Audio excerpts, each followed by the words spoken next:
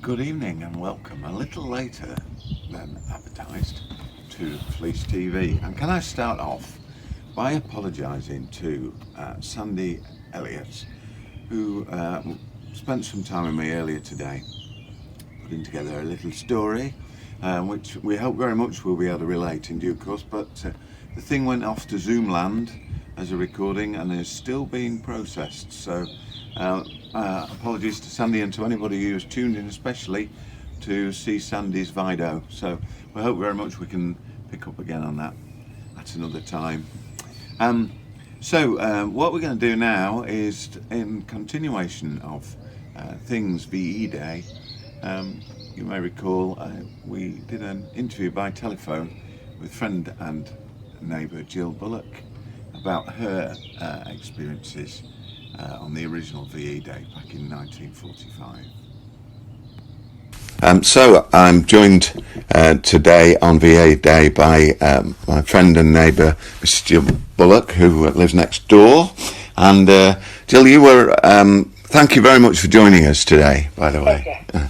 And you were actually there at the first VE Day celebrations, weren't you? I did have joined the tea party and my auntie's house, the street that she lived in had, it looked enormous. I wasn't quite 5 years old, but it seemed the table went on and on and on.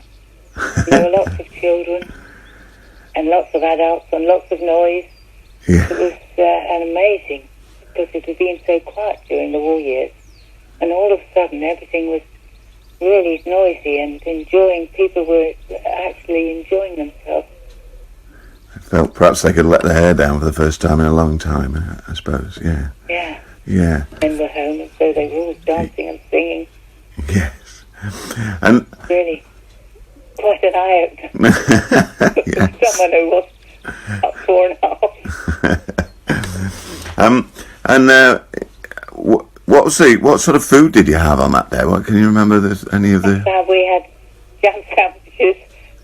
Because of course, the diet wasn't thought of in those days. We just had ordinary, and everyone was on rationing, so we just had anything that anyone could make or do or get hold of. So jam sandwiches, jam tarts, scones, Yes. Victoria sponge. I think we even had fish paste sandwiches. Never had before. Oh yes, luxury. That was a shock. Oh dear. And the orange squash, of course. Yeah. Good old orange squash. Yeah. Yeah. Everybody, I don't know whether the adults had anything else, but there was orange squash on the table for all the... I imagine they did if they could get it. Yeah. And what was what was your parents' involvement in the war? You said your dad was in the Home Guard. He was in the Home Guard, yes. And my mum was just a mum. Yeah. I had a brother who was born when I was 3. So, yeah, he had quite an exciting time in the Home Guard, I think. There had lots of dirt and lots of sleeping in straw bales in barns, coming home riddled with fleas. My mum was so disgusted. Oh, she couldn't cope with that. But I think he had it. And a lot of his friends he kept up with that he'd met, the rest of his life, really. It was such a camaraderie.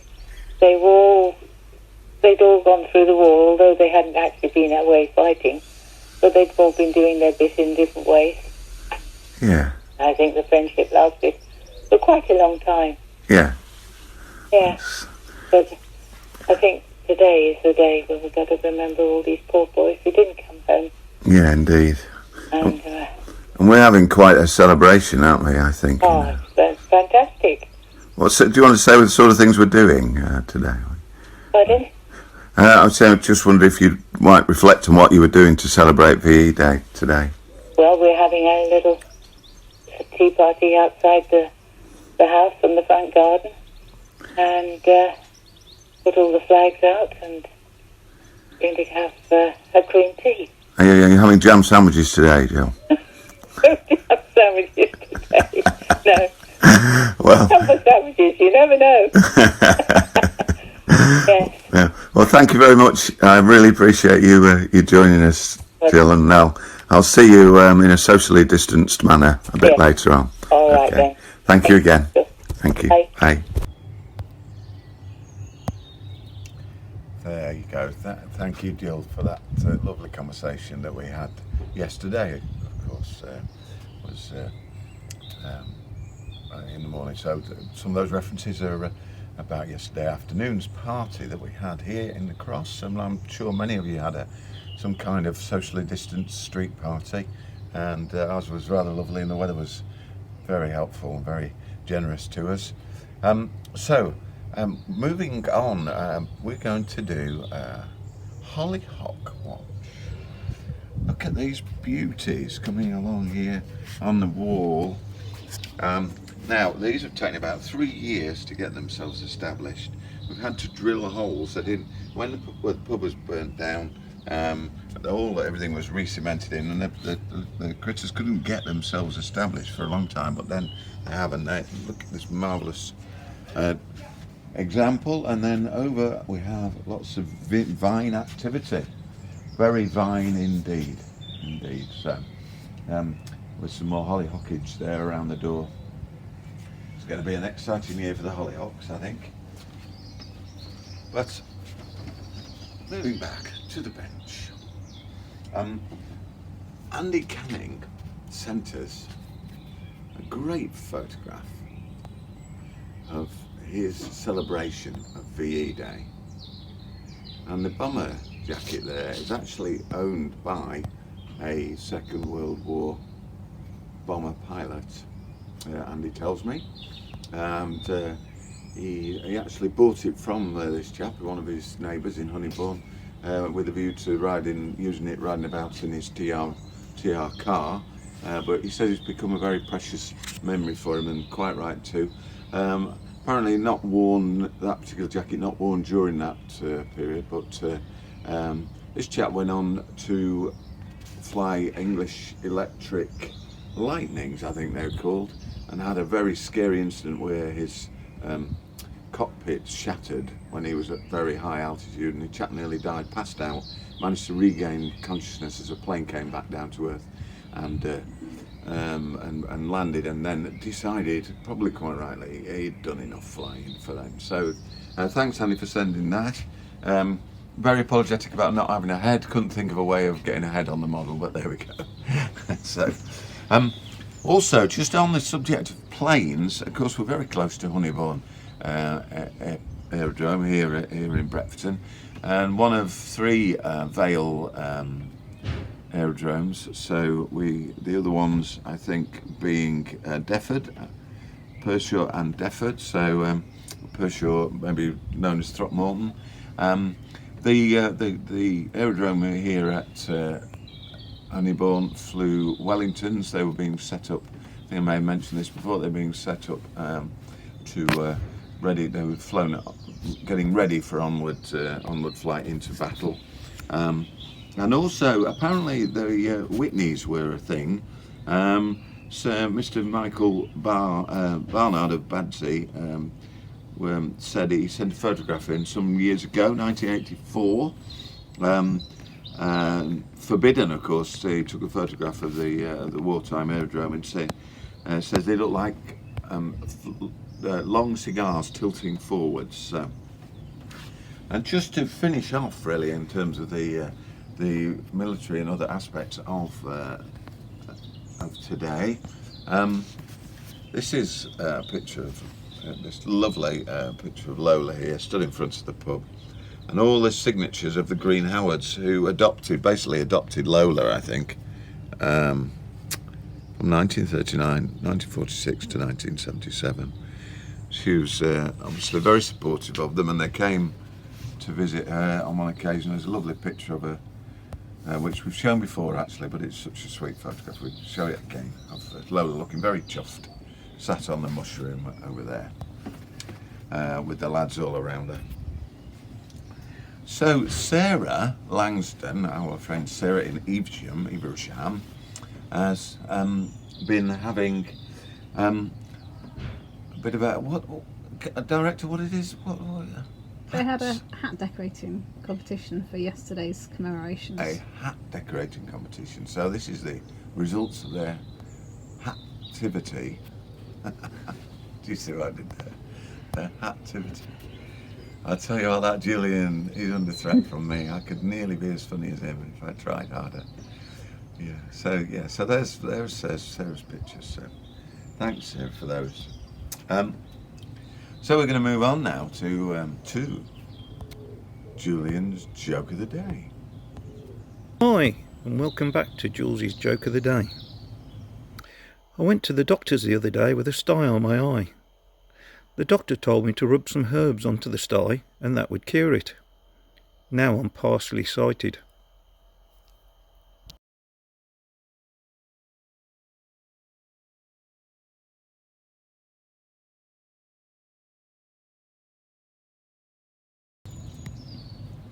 Hello.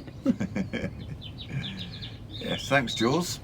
Jules tells me he's nearly ready for the next exciting batch of Julian's jokes. So looking forward to getting them very soon.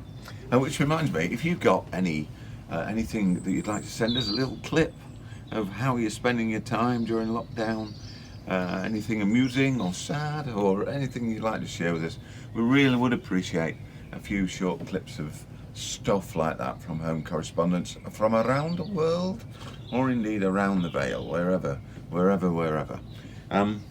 The other thing, very exciting news for those of you who come along to the Fleece quiz, virtual quiz, which is on Zoom and on the Book of Face Live on a Monday at 8. Very exciting news. Yours truly has another engagement in his role as a parish councillor. We have a Zoom parish council meeting, which is going to be exciting. And we've had a little trial, it's working out really well. But the show must go on. So I've asked your roving Brepton reporter, Mark Prince, who is very kindly taken on the challenge of being guest quizmaster this Monday evening. As you might expect, as he is the only science teacher in the village, there will potentially be around on things scientific.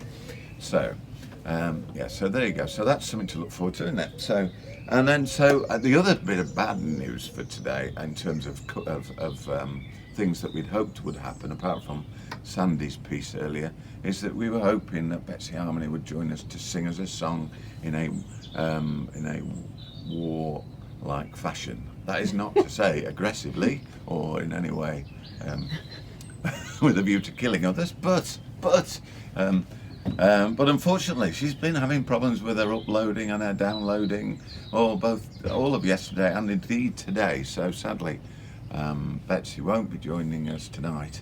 So you're just with me again. Sorry. There you go. So I'm just going to do another little tribute to Vera as it goes. So we'll meet again. Don't know where, don't know when, but I know we'll meet again some sunny day. Keep smiling through, just like you always do. And I know we'll meet again some sunny day. Thank you and good night from Fleece TV.